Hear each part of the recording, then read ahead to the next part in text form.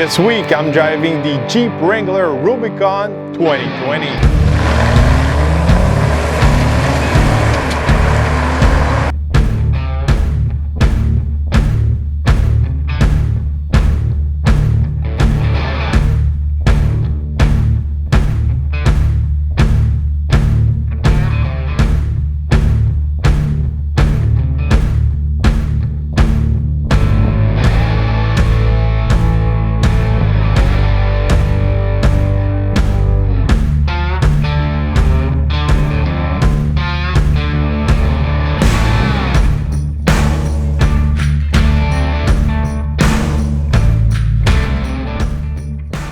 This week, Jeep Wrangler Rubicon, the 2 doors model, the original one, the icon.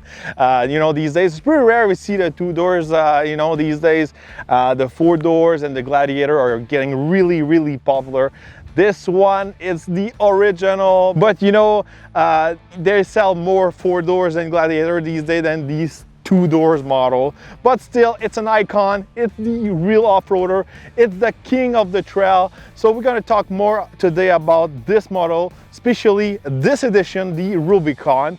What makes the Rubicon a Rubicon, the king of the trail? First of all, there's a lot of Jeeps, a lot of packaging you can get with your Jeep. The Jeep, the base one, 2 doors, start around 34,000 Canadian. If you want to step up to a Rubicon model like this one, it's around 48, 49. The one we're driving, the one behind me with all the options and that crazy color called Mojito, it's a big $65,500. Pretty expensive, but we're gonna go a little bit deeper what makes this Rubicon worth that amount of money. So what makes the Wrangler a Rubicon? It's not just about appearance package, big stickers, big decals. It's all about off-roading. We can notice at least 10 inches of clearance in the front. We've got those beefy 33-inch tires. These are gonna give you a lot of grip while doing some off-roading. We've got those spatial wheels also. You've got that tiny Jeep here on the wheel, a really nice little touch. These Jeeps, you're gonna find them all around this Jeep. There's a bunch of Easter eggs all around the Jeeps. You can play the game finding all the little Jeep on your own. There's a lot of them. We're not gonna look at all the little Jeep you can find on this Jeep. There's a lot of them. Something you can really notice on the Rubicon model is this steel front bumper. So it's a more rugged, more tough, more for off-roading. You've got those tow hooks in the front. Here you've got a spatial emplacement built to receive a winch. So it's really built for off-road. You've got that iconic front. It's a Jeep by the grill. You've got those new LED lights. All around this Jeep, everything is rugged. It's built for off-roading. You've got those big fenders here made from plastic. You've got those clips for the hood, to stay that hood in place while off-roading when it's getting really rough. Here on top of the hood, you get those heat extractor, giving a really nice, a really more sport, aggressive. Here also, it's a little bit more muscular here. All around again, you've got all those boats. It's rugged, it's military style, it's off-road style. Here you've got your badge saying it's a trail rated Jeep. And here you've got your badge saying it's a trail rated Jeep. And of course, you're not just buying a Jeep for its off-road capacity. It's a pretty cool vehicle to have. It's a pretty unique also because you can remove the roof, you can remove the doors, you can lower down the front windshield. It's pretty cool.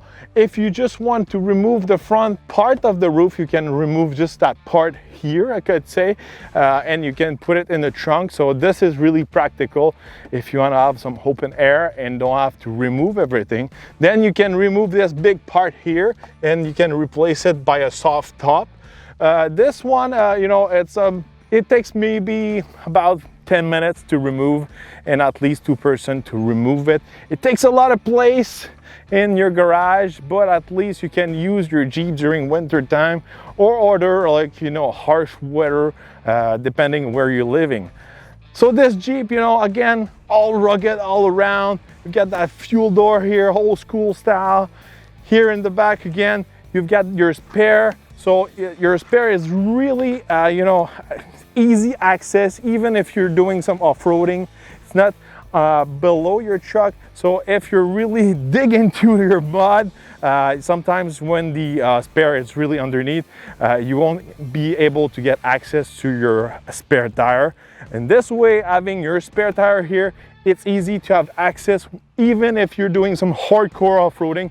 This is the main reason why this spare tire is in this place. So here in the back, you can notice you got your red tow hooks again to help you get out of any hard situation while doing some off-roading. You've got also your hitch in the back. This little Jeep can tow up to 3,500 pounds. I know it's not a lot. I think if you're a Jeep owner and you're looking to tow anything, you should take a look at the Jeep Gladiator. The Gladiator can tow up to 7,200 pounds. So it's a little bit more interesting if you want to carry some toys with you and still have the Jeep lifestyle. If we take a look inside of the trunk, not a huge trunk, obviously, you know, this window open like that. The rear seats can fold like this and also flip this way, so we got a little bit more space if you don't have to carry 2 extra person with you. You've got also this handy bag. This is a lot of tools for any off-roader. There's a bunch of stuff inside of this bag, straps, gloves and stuff like that to help you get out of any harsh situation doing off-roading again.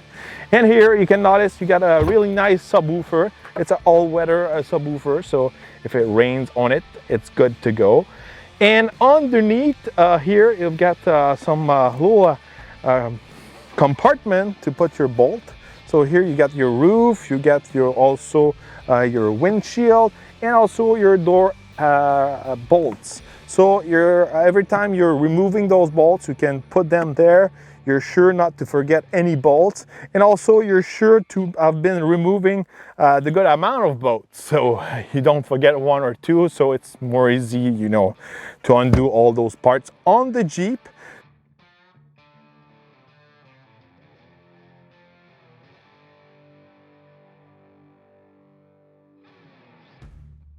All right, inside of the Jeep Wrangler, because this one's a 2-door, you know, it's limited inside for the space. I'm a big guy, I'm 6'3", so I need to push this seat completely, you know, to the max. I wish I got a little bit more space for my legs, but you know, it's a small package. It's something you can expect inside of the Jeep. Inside of the Wrangler, you've got a modern, rugged look. I like how everything is made to be a little bit more rough, but still you got some luxury, you know, you got some leather and some red stitching also coming with the Rubicon. I like this red finish also of the dash. It's pretty nice. So the Jeep is a true, you know, traditional off-roader. You still have a really old school lever like this to switch to 4 high and 4 low. I like this, you know, it's old school, but you know, it works, and you know, I dig this. It's from my point of view, it's way better than the new electronics one. Here you can find all your controls for all your off-roading needs, I could say. Here you've got that special button who comes only with the Rubicon.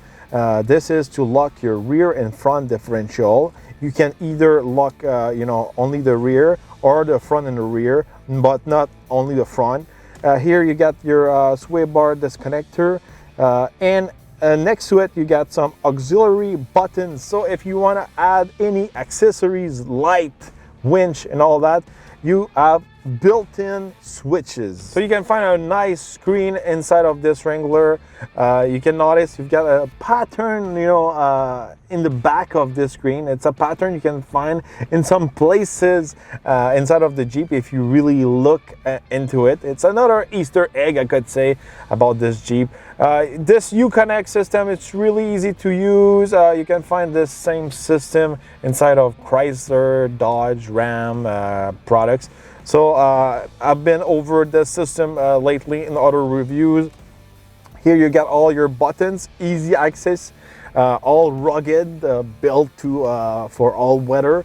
You've got some real buttons for your heated steering wheel, heated seats. This is really practical. I wish they put some buttons like that in the Ram.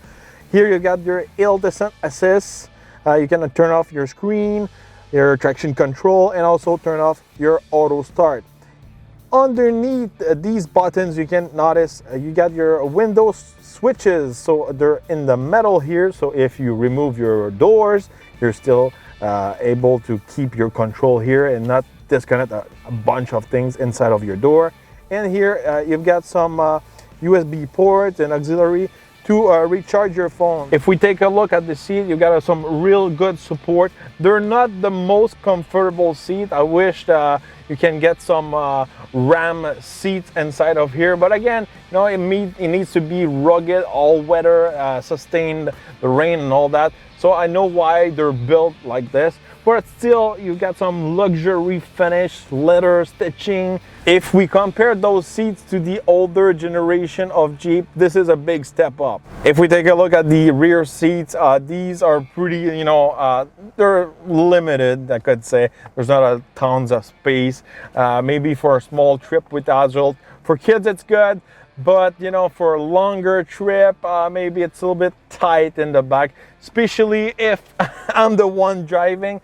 There's not a lot of space to put some adult legs, I could say, behind my seat.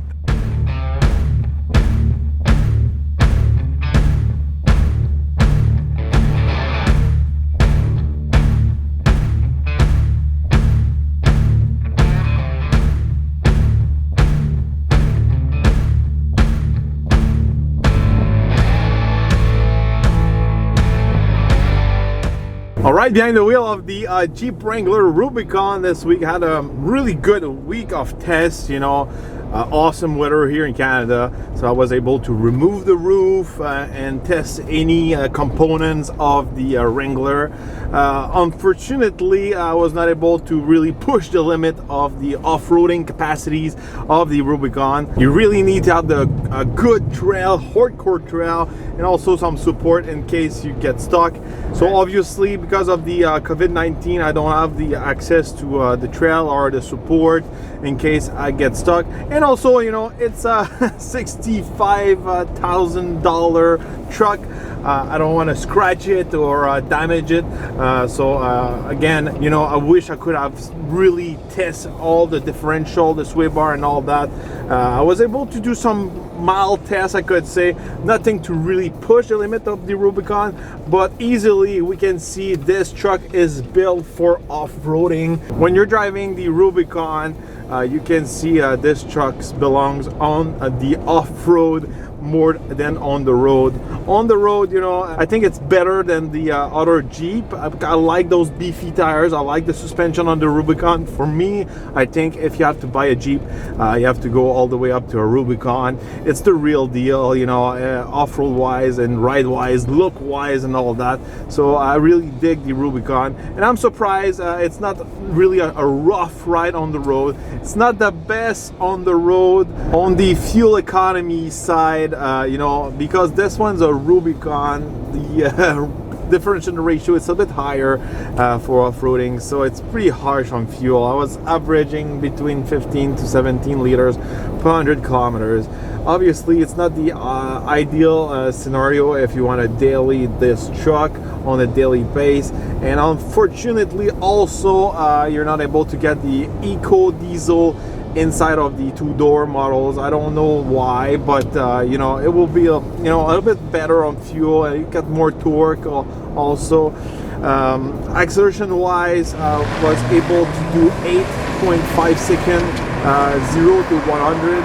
Off the line it's pretty quick, but when you're getting up in the speed, you're still in a big box, you know, so it's not really aerodynamic. Obviously this truck is not a performance truck, it's a hardcore off-roader, so we don't expect any good numbers acceleration wise, slalom wise, handling wise, you know. It's pretty sketchy when you try to push it into the curve. Also when you do some hard braking with it, the nose dives really hard. You know, it's one thing about the Jeep, you know, it's really made for fun. It's an off-roader. It's built to you know, go camping, adventure, remove the roof. You've got a convertible who's good for 4 seasons. But otherwise, you know, sometimes on a daily basis, you know, driving the Jeeps, any Jeeps, you know, every time it gets windy, catch the wind, it's part of, you know, dealing with the Jeep on a daily basis. It's either you really like it or not. Of course, if you compare a Jeep to a normal pickup truck, let's say a Ram, the Ram's gonna give you way more luxury, way more comfort, but the Jeep is way more fun. Overall, the Jeep, you know, it's a lot of fun, you know, especially if you try to customize your Jeep. There's tons and tons of parts available for Jeeps.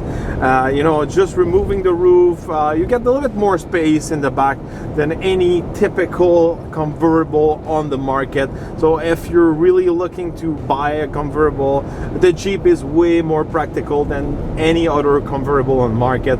So that's a big plus for the Jeep. But from my point of view, if I was looking to buy a Jeep, I would consider a Gladiator or the Wrangler 4-door before the 2-doors. Obviously the 2-doors is the most capable off-road wise, but if you don't need all those hardcore capacity to do some off-roading, and also the size, if you're limited with the space, you know, the 4-doors give you more space, more trunk, everything. And if you step up to the Gladiator, you get pretty much, you've got the box is really practical and way more towing capacity, because this truck can tow only 3,500 pounds, and if you step up to the Gladiator, you can tow up to 7,200 pounds. So that's way more practical, especially if you're looking to tow with your Jeep. So it was really fun to drive this Jeep this week. You know, I was looking forward to finally drive the Rubicon. The Rubicon is my favorite edition in the Jeep lineup. You know, the color was a hit. Everyone's love it. It's called Mojito. You know, everyone this week was like, wow, this color is amazing, especially when the sun hits that color. I had only good comments about the Jeep, and that's something you got to remember. The look of the Jeep, it's something, an icon. Everyone loves the Jeep, even if you don't like the ride inside of it. Just the look of the Jeep, it's always a hit with everyone. If you're young or old, everyone loves the Jeep. Let me know also which car would you like to see on the channel, and don't forget to subscribe and like. See you again on another review.